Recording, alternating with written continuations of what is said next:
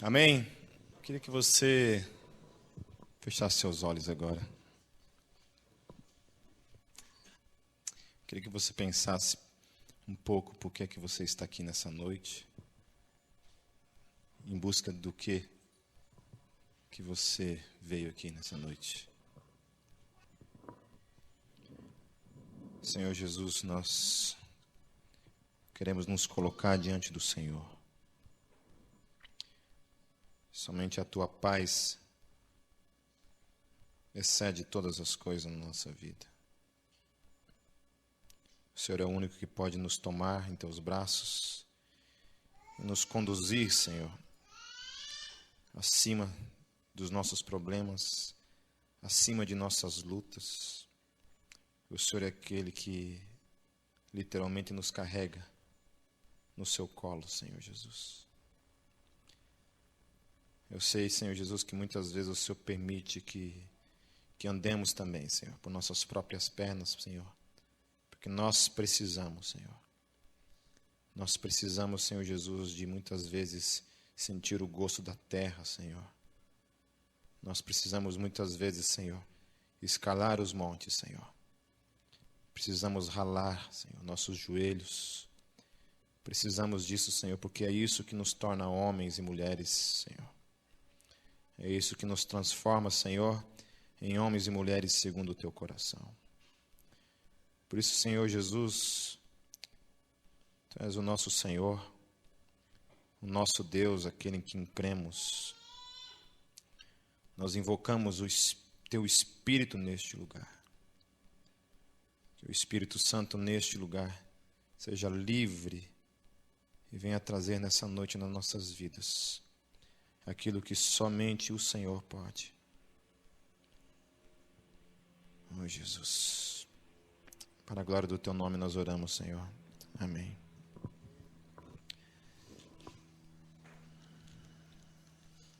Abram suas Bíblias no Evangelho de Mateus, lá no último capítulo, no capítulo 28. Vocês vão abrir 3 textos. Primeiro, o Evangelho de Mateus, no capítulo 28.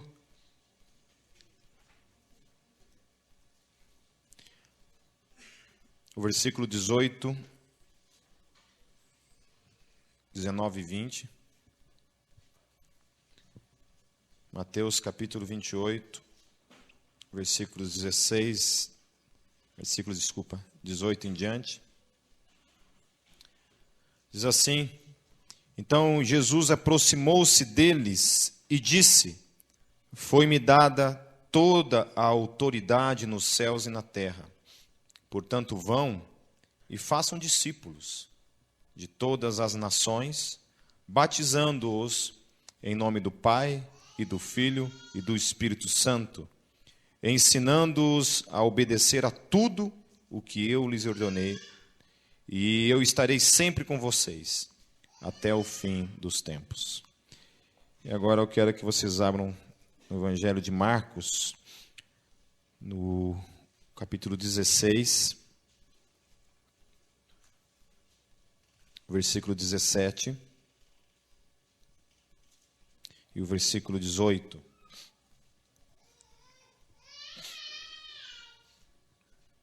Versículo 17 e 18.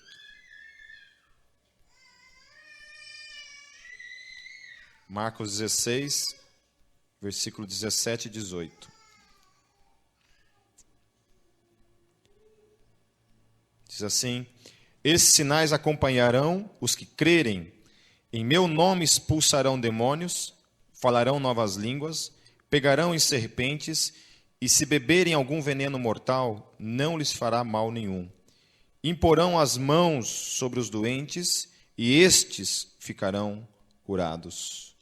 E agora eu quero que vocês abram suas Bíblias no livro de Atos dos Apóstolos, no primeiro capítulo.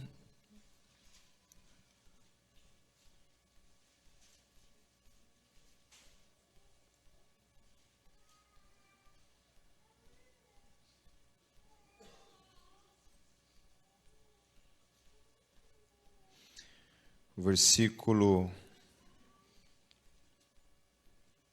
versículo 4 e o versículo 8. O versículo 4 diz assim: certa ocasião, enquanto comiam com eles, deu-lhes esta ordem: não saiam de Jerusalém, mas esperem pela promessa de meu Pai, da qual lhes falei. E no versículo 8 diz assim: mas receberão poder quando o Espírito Santo descer sobre vocês, e serão minhas testemunhas em Jerusalém, em toda a Judéia e Samaria e até os confins da terra. Amém?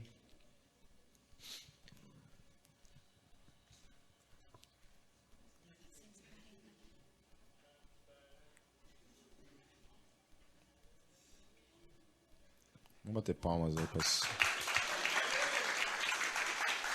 para as top models da Gólgota. Lá atrás, lá no quiosque, escondidinha lá, está nossa irmã amada, Rose, que está se recuperando da lesão lá no retiro. Vamos aplaudi-la por estar aqui. Amém?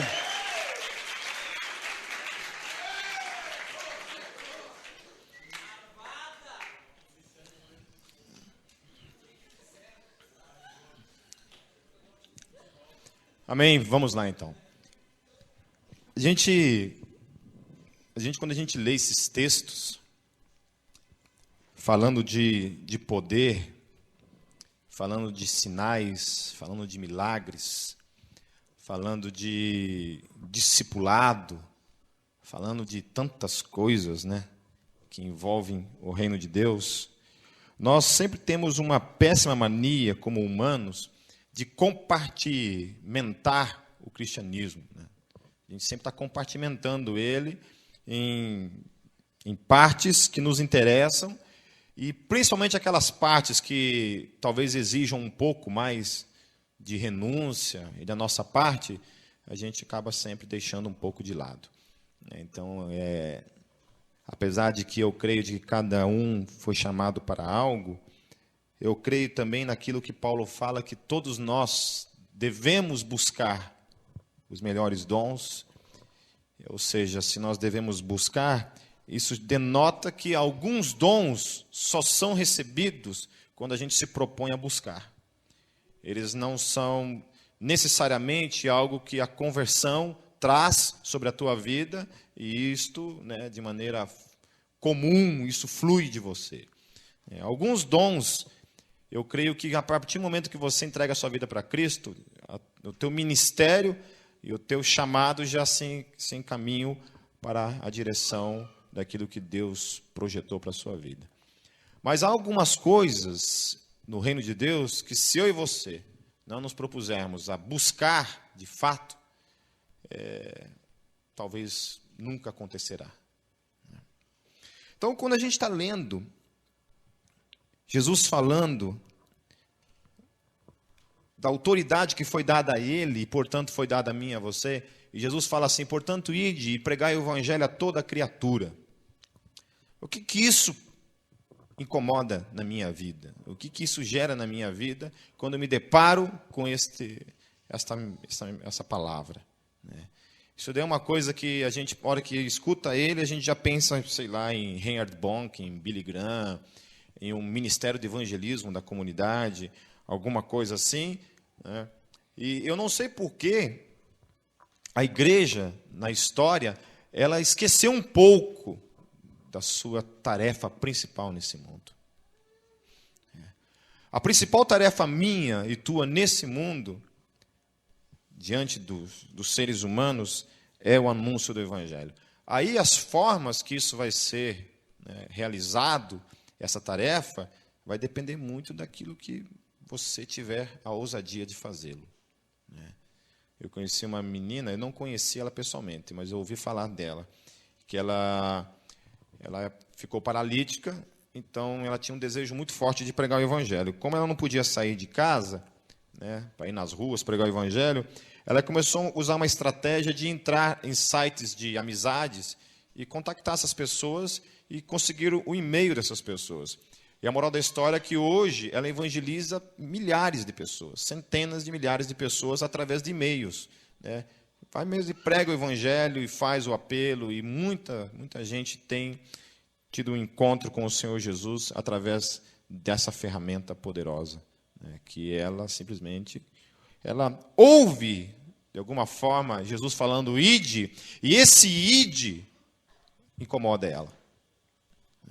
Eu não sei, acho que desde o início da minha conversão, toda vez que eu ouvia essa mensagem do Evangelho, isso queimava aqui dentro. Esse ide, ele tem perdido um pouco o propósito dentro da igreja, porque a igreja, ela necessariamente, ela tem vivido o vinde. Mas o ide, muito pouco tem ocorrido dentro da vida da igreja de uma forma rotineira. A gente cria uma atmosfera, uma estratégia, formas de atrair pessoas para o nosso meio. E isso faz parte do vinde. Então a gente vai lá, vinde. Então venha. Mas o ide é algo que tem morrido um pouco na minha vida e na vida da igreja.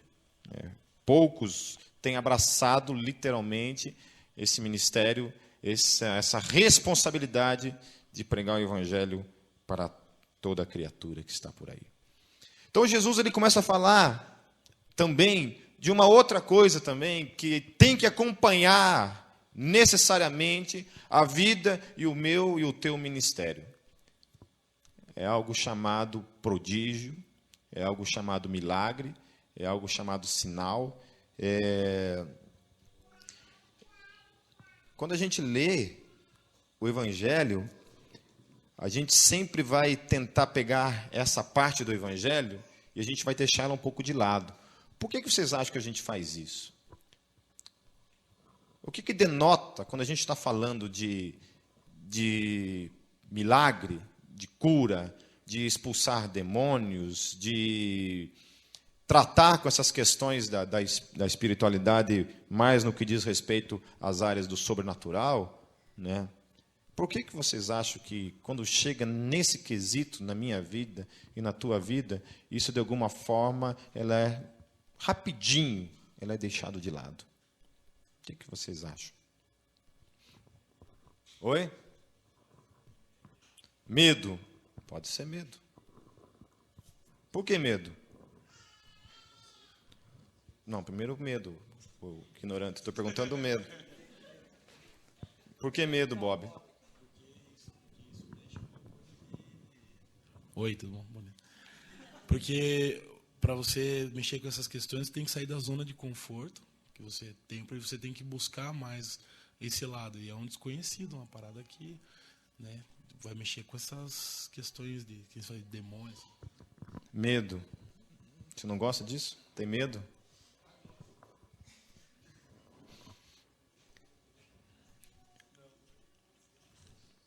Eu vou falar sobre algumas coisas que nos roubam disso. Isso eu não estou falando que vocês estão nisso, mas eu estou dizendo que todos nós estamos, de alguma forma, inseridos nisso. Nesse medo, né? Não apenas medo, mas tem outras coisas que estão ligadas a isso. Como eu fui criado numa igreja histórica, extremamente tradicional, né, as questões do Espírito Santo sempre foram tratadas de uma forma bem teóricas mesmo, né? O Espírito Santo, dentro da igreja a qual eu me criei, ele era algo, biblicamente falando e teologicamente falando, crido, aceito, né? Mas quando se tratava de praticidade disso, pouco se via nesse quesito de manifestação. Uma das coisas que Jesus chega e ele fala para todos os discípulos dele, ele fala assim: olha, vão para Jerusalém e vocês aguardem lá. Vocês aguardem lá até que do alto vocês sejam revestidos de poder. Por que isso? Antes de eu falar das minhas e das tuas complicações, por que isso? Por que, Dani? Por que Jesus pediu?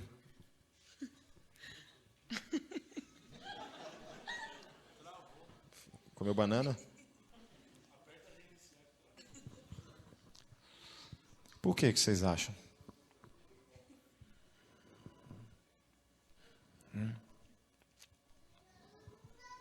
Vocês perceberam que a gente pega e, quando a gente está falando de ministério, no fundo, no fundo, no fundo, no fundo, a praticidade disso é uma total autossuficiência de Deus. Deus está lá, mas na praticidade disso, na verdade, o meu ministério, ele não depende de Deus como deveria depender.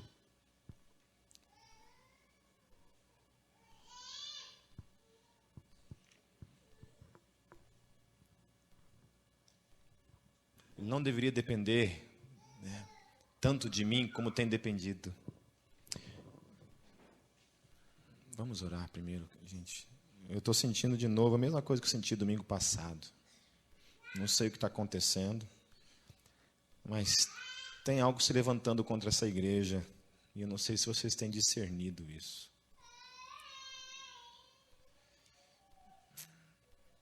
Eu quero orar de novo.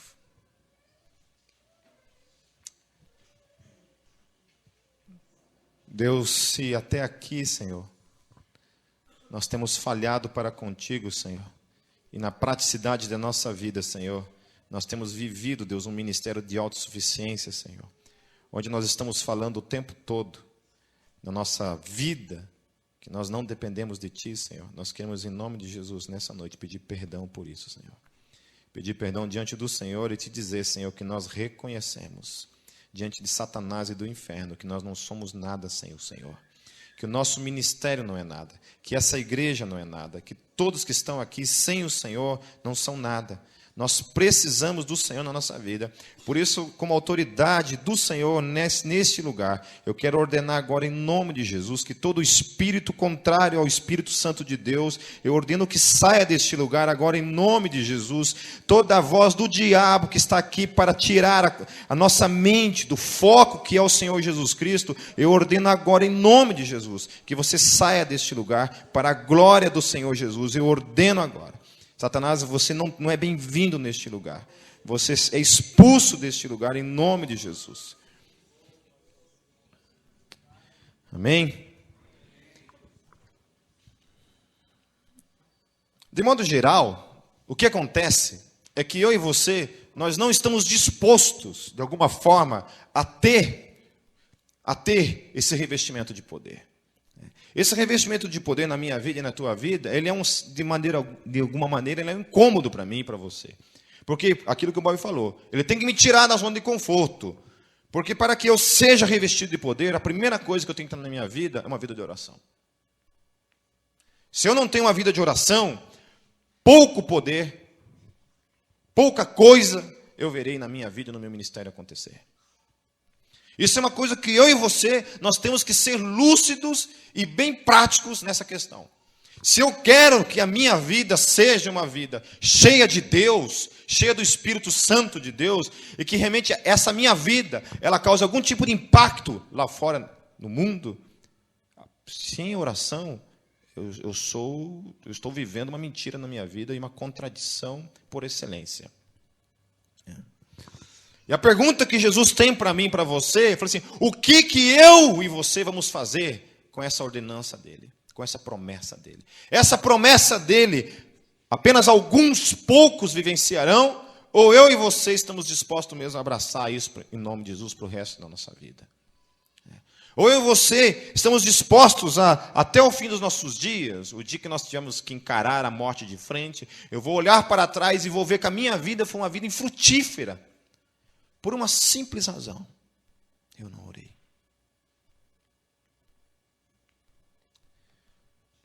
A vida de oração, a vida de busca desse Deus, ela denota algo acima de qualquer coisa. O que vocês acham? Primeira coisa é dependência.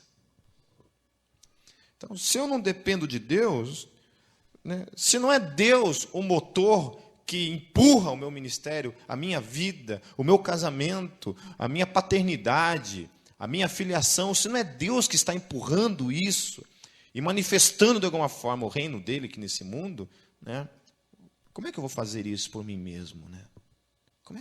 Como é que eu vou um dia orar por alguém e algo acontecer se a minha vida é vazia de Deus? Se a minha vida é vazia do Espírito Santo de Deus?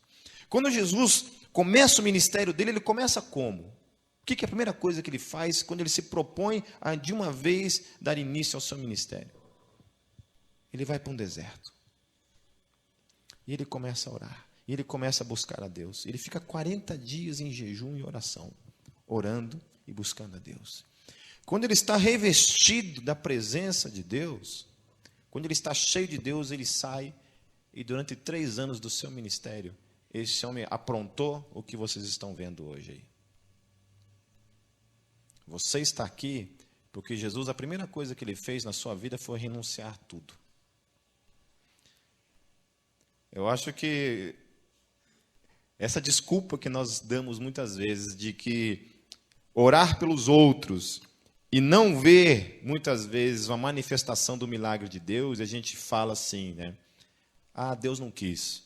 Eu creio que realmente, né, talvez, eu não vou tomar muito cuidado com aquilo que eu vou falar, porque eu posso estar falando uma coisa que não é verdade. Então, eu vou falar com cuidado, porque tem que falar as coisas com equilíbrio, né? Essa conversa que muitas vezes nós utilizamos de dizer Deus não quis, eu acho que é uma baita de uma desculpa que nós criamos para nos esconder, literalmente, né, da nossa falta de oração, da nossa falta de busca, da nossa falta de revestimento de poder na nossa vida. Eu não estou dizendo que toda oração que eu e você fazemos, nesse sentido, Deus é necessariamente obrigado a responder e realizar o milagre. Mas uma coisa que sempre me vem à mente é que a maior parte do tempo, quando eu vou orar pelas pessoas, eu não vejo muitas coisas acontecendo, é porque o problema já vem lá de trás. Já vem lá. É quando eu acordo todos os dias, eu literalmente não dou a mínima para Deus. Eu acordo, vou viver a minha vida. Esse também é um outro fator que vai sempre impedir o Espírito Santo de me usar de uma maneira poderosa. É quando as minhas prioridades não são as prioridades do reino. É quando as minhas prioridades, elas implicam em projetar a vida lá no secular. Às vezes eu me preocupo quando eu estou conversando com pessoas que estão fazendo uma faculdade e o projeto dela, em nenhum momento, tem espaço para Deus. Eu não sou contra você estudar para fazer uma faculdade, você ser um profissional na área que Deus ou você projetou e tem sonhos para fazer. Mas eu creio que toda a profissão nesse mundo, que seja decente, óbvio, né, que esteja debaixo da graça de Deus, né, que agora, essa semana, eu recebi um vídeo que foi bem legal. Uma nova profissão, ladrão. O cara falou, não, a minha profissão é roubar. Eu não gosto de trabalhar, se me soltar, eu vou roubar de novo. E é eu que dou emprego para todo mundo aqui, ó. Entendeu? Se eu não existisse, não existia polícia, não existia juiz, não existia advogado, né? Eu que dou emprego. Aí o cara perguntou para ele assim, mas me diga uma coisa, e aqueles caras lá que você rouba, né? Como é que fica? Não, esses são mais pecadores que eu ainda. Porque se Deus deixa que eu roube eles, é porque eles estão devendo mais ainda para Deus, né? Então, olha, virei fã do cara, viu? Eu nunca vi uma linha de lógica, de filosofia tão enraizada assim, cara, né? Gostei né? Então, a primeira coisa é que nós não estamos dispostos de verdade a sermos cheios de Deus. Porque aquilo que a gente quer, a gente vai atrás e a gente busca.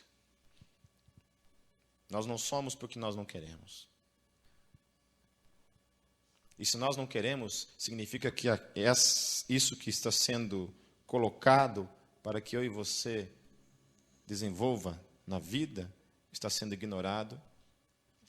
E aí eu temo pela minha vida, e temo pela tua vida, temo pela minha história nesse mundo e por aquilo que a gente tem plantado nessa vida.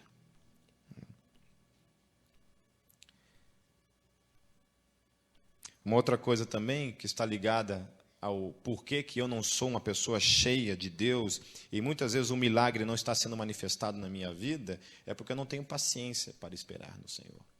Jesus vai e fala para vocês ficam lá, vocês sentem lá e vocês aguardem lá até vocês serem revestidos. Não façam nada. Porque uma coisa que eu e você, a gente não entendeu ainda, é que não somos, de alguma forma, aqueles que fazemos, de fato, o sobrenatural acontecer na vida das pessoas. Uma vez um evangelista estava num elevador e tinha um pastor conversando com um ateu. E ele começou a discutir com o cara e falar, olha, Jesus ama a tua vida, tal. E o cara não começou, e daí eles começaram a falar sobre filosofia. Não, porque filosoficamente falando, isso, e cientificamente falando, e toda aquela discussão em torno de ciência, em torno de filosofia, né? E o evangelista não aguentou aquela conversa, ele parou, falou assim, olha, para. Posso falar uma coisa para você? Se dirigiu ao ateu. Queria dizer uma única coisa para você, cara. Eu não entendo nada do que ele está falando. Para mim, isso tudo é grego. Mas vou dizer uma coisa para você. Jesus Cristo morreu numa cruz por você. E se você não recebê-lo como Senhor e Salvador da sua vida, você irá para o inferno. Aquele homem caiu de joelhos no chão, em prantos, convencido pelo Espírito Santo de Deus. Por que um convenceu e o outro não? Eu estava num retiro da igreja presbiteriana, 5 pastores em cima de um menino possesso. 5 pastores em cima do menino possesso, orando, e nada acontecia. Já tinha apelado até para porrada. Falei, você sai, nós vamos descer o braço em você. Não tinha jeito, não tinha conversa. De repente, lá de dentro do salão onde nós estávamos reunidos, sai uma missionária desse tamanho aqui. Não vou citar nomes. Desse tamanho aqui. Sai lá de dentro. Impõe a mão sobre aquele menino e fala. Na hora que antes disso, o possesso já olha para ela assim, eu te conheço. Eu sei quem você é. Aquela mulher impõe as mãos sobre ele e fala assim, eu sei que você me conhece. Então, portanto, em nome de Jesus, saia. E aquele menino foi libertado naquela hora. Por que 5 pastores não conseguiram libertar aquele menino?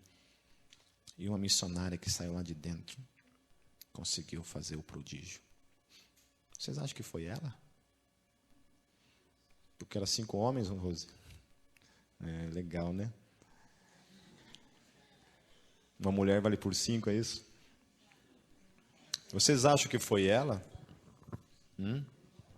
Vocês acham que foi ela que fez alguma coisa ali?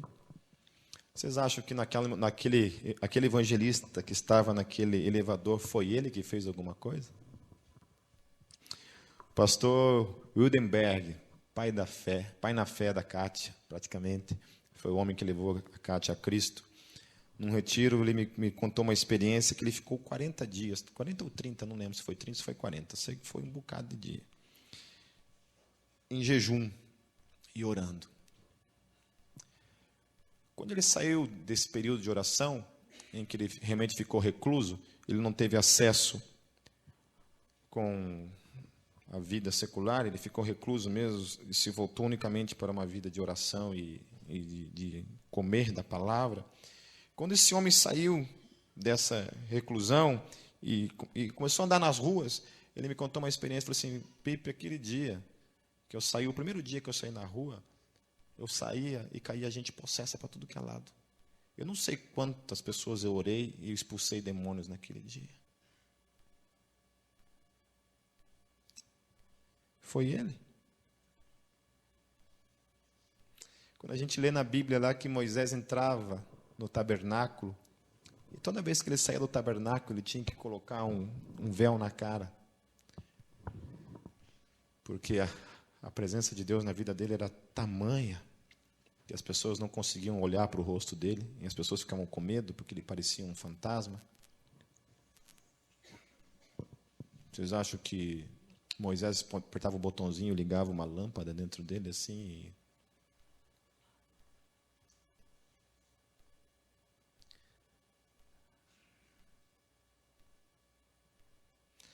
Eu não sei porque quando a gente está tratando dessas coisas, sempre vai denotar que isso tem alguma coisa a ver com pentecostalismo, né? E quando as pessoas me perguntam assim, Pipe, você é pentecostal? Eu falo, não. Você é um cara tradicional? Também não. Você é neopentecostal, então? Não. Também não. Você é crente? Depende. Você é evangélico? É católico? Só tem esses dois? Tem espírita? Não, espírita não. Então, sou evangélico. Isso não tem nada a ver com questões que a gente pega, né? Como eu falei, a gente pega o cristianismo e a gente compartimenta ele, né? Isso não tem nada a ver com viver, de alguma forma, um pentecostalismo na vida. Mas tem a ver unicamente com isso aqui. Com uma promessa que Deus deu para mim e para você. Talvez todo esse meu discurso nessa noite vai resultar em absolutamente nada. Talvez para a minha vida isso não vai resultar em nada. Talvez na vida de muitos aqui, ou talvez de todos, isso aqui não vai resultar em nada. Mas talvez nessa noite, um de vocês possa sair daqui, nessa noite, disposto, em nome de Jesus, a pagar o preço que for necessário para ser um homem ou uma mulher cheio do Espírito Santo. Porque se eu e você não formos cheios do Espírito Santo, nós seremos como árvores secas passando por esse mundo. Às vezes eu não estou ganhando a minha família porque minha vida é um vazio de Deus. Talvez eu não esteja ganhando meus amigos no trabalho porque eu sou uma pessoa vazia de Deus. Porque eu tenho a pretensão de pensar de que eu nunca oro na minha vida e eu acho que Deus de alguma forma vai me usar.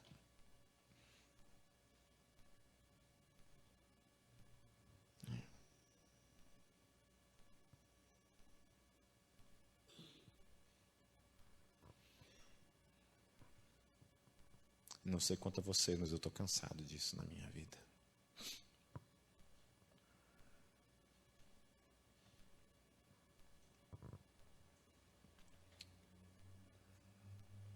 Não sei quanto a vocês, mas um dos meus maiores medos é chegar diante de Deus e não ter nada para apresentar para Ele. É a única coisa que Deus pede de mim e de você. A única coisa que Ele pede é que se permita ser cheio dEle. Deus não está dizendo assim, vai e faça. Ele está dizendo, seja cheio. Porque o fazer é uma consequência.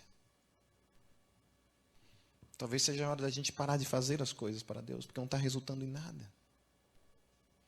Né? Você traz as pessoas para Cristo e as pessoas morrem, são abortadas.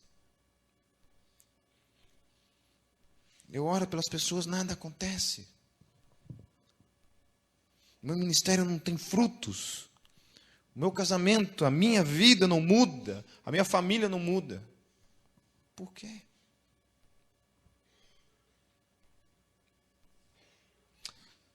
Achei uma bênção quando a banda Disciple deu o relatório dela a respeito da turnê que eles tinham feito em 2006, se não me engano.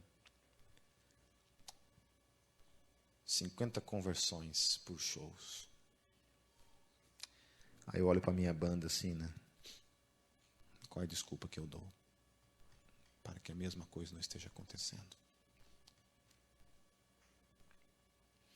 O David falou uma coisa interessante, e eu acho que isso tem sido, há uma certeza absoluta que isso tem sido o grande trunfo do No Longer Music, durante as tours que tem feito, as conversões que têm acontecido.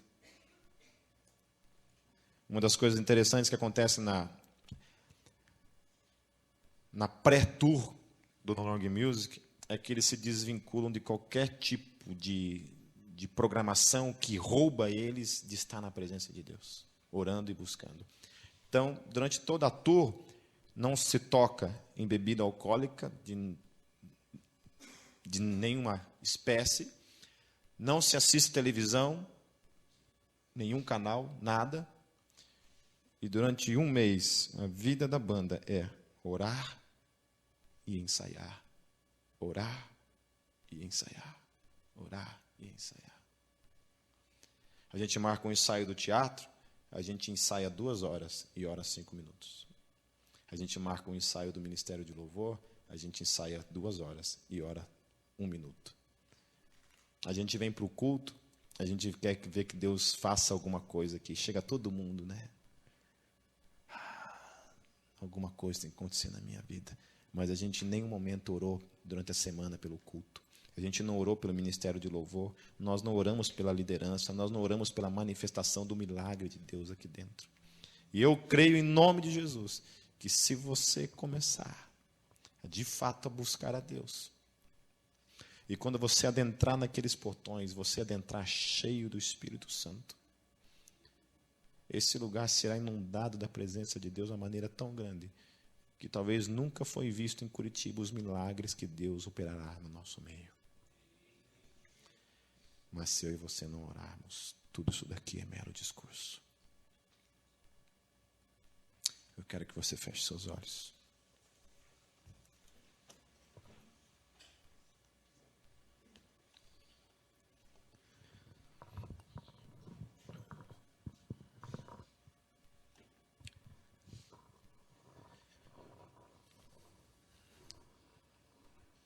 Eu quero te desafiar. Pedir para o Queijo vir aqui na frente.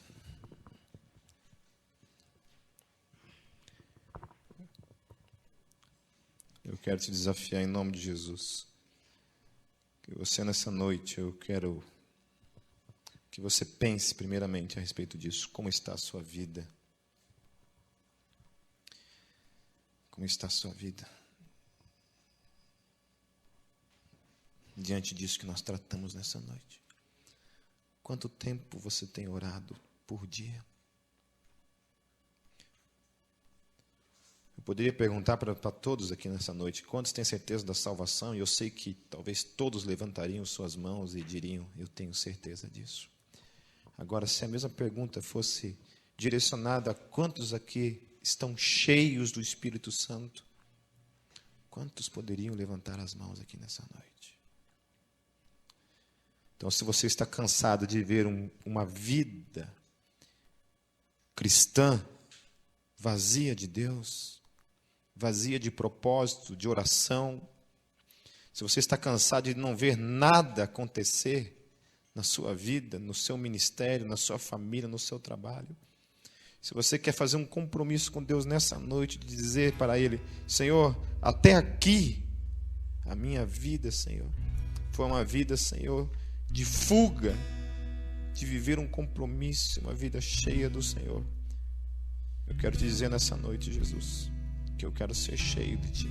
Quero que você saia do seu lugar, você se coloque aqui na frente de joelhos, diante do Senhor, amém? Saia de onde você estiver e vem aqui, que nós queremos orar por você.